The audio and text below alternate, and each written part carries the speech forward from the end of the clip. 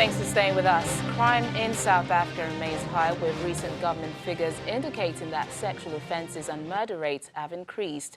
However, a group of men living in Soweto have taken safety into their own hands by escorting women and children to public transport in the early hours of the morning. The sound of South Africa's vuvuzela became famous during the 2010 Soccer World Cup. Now, almost a decade later, the trumpet has taken on a new purpose as a security instrument. It's been used to alert women in Soweto that their local patrol group is ready to safely escort them to public transport. Domestic worker Zanele Thusi, who starts her day at 4:30 a.m., uses the service for her walk to the train station. I feel like very happy, yeah, because no one to be coming and take my phone and take my bag, you know. Yeah, I'm very, very happy. It's unclear when the initiative first began. The trend for vuvuzela patrols has been increasing. South Africa is one of the most violent countries in the world for women.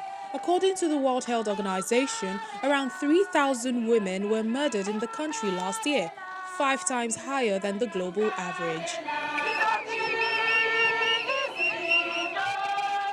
In terms of perpetuating violence against women, it's become a norm. It's our culture. Rape jokes are on the normality. You know, protecting perpetrators. Rape apologists are there. The patrols are being welcomed as a male-led initiative by gender activists who say so far the movement to end gender-based violence in the country has been mainly steered by women.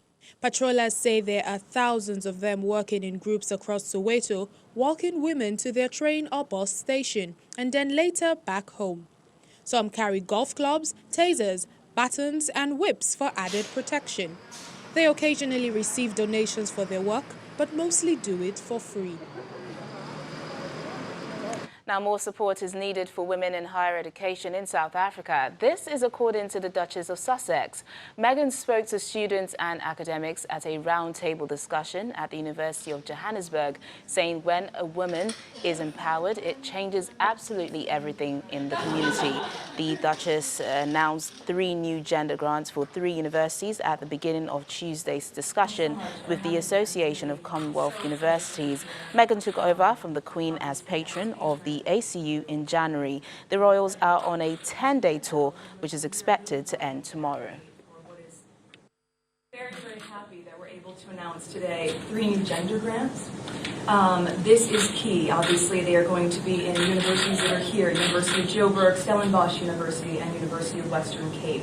And the goal here is to be able to have gender equality, to be able to support women as they are working in research and higher education roles, and also to be able to have workshops to convene things that are really helping people understand the importance of gender equality. When a woman is empowered, it changes absolutely everything in the community, and starting an educational atmosphere is really a key point of that. Separately, we are announcing 4 new Queen Elizabeth Commonwealth scholarships, which is very exciting. Students from Tanzania, Zambia, and Nigeria have been selected to study in South Africa next year. And I think what is so special about this, and part of what's incredible about the Commonwealth in and of itself, is that 53 countries also varied with this Commonwealth, right? With this universality that connects all of us. And so with students being able to study in a cross-cultural environment, not only are they able to absorb the knowledge in that community, but they're able to bring that back home with them to really elevate that knowledge. So it's a really exciting day. I'm thrilled that, you know, given the context of what's been happening in South Africa with universities, which I've been also following very closely, that we are able to do our small part through the ACU to support so many people who are just eager to learn. And the only way that we can make a difference in the world is if we're receptive to learning and sharing that information. A displaced teenager in Cameroon builds remote-controlled toys to bring smiles to other displaced children.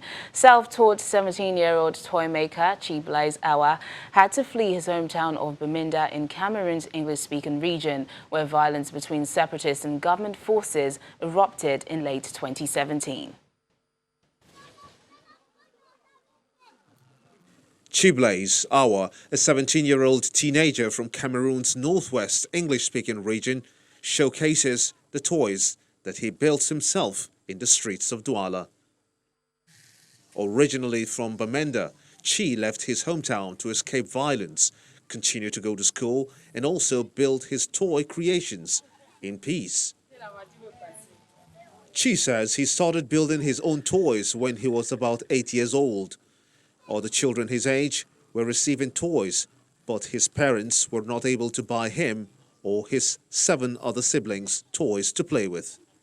This work, it was a time that I was still small, so I was trying to play with toys, and there are parents that were buying toys for their children, so our own parents don't have money to buy us toys. So I was trying now to form my own to create my own toys, how I can also play with it, how those children are playing with it. So I was doing them during an Xmas period, because those are the time that parents get toys for their children.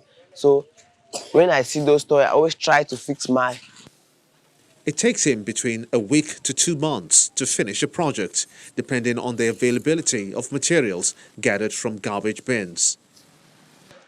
I get some of the materials in dustbins, in scraps, radio and deck, because I don't have money to get the right one. So I decided to work for some dustbin and get the scrap deck, scrap radio, and I pick carton and some plywood to combine them in my own way to have what I want, like to have the caterpillar machine.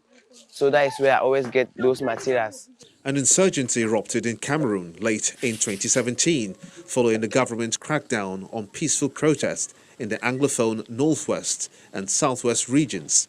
According to the United Nations, fighting has killed about 1,800 people and displaced over 500,000. After posting his work on the internet, some bloggers launched a crowd-fundraising campaign seeking to raise money for Chi's education, and he is now enrolled in a private high school in Douala. On the streets, Chi's audience is often impressed whenever he showcases his work. Chi, who brands his creation Chi Style, now has his sight on making drones and aircraft that will be able to fly short distances. That's it on the program. Do enjoy the rest of your independence celebration. I'm Teniola Shabwali. Thanks for watching.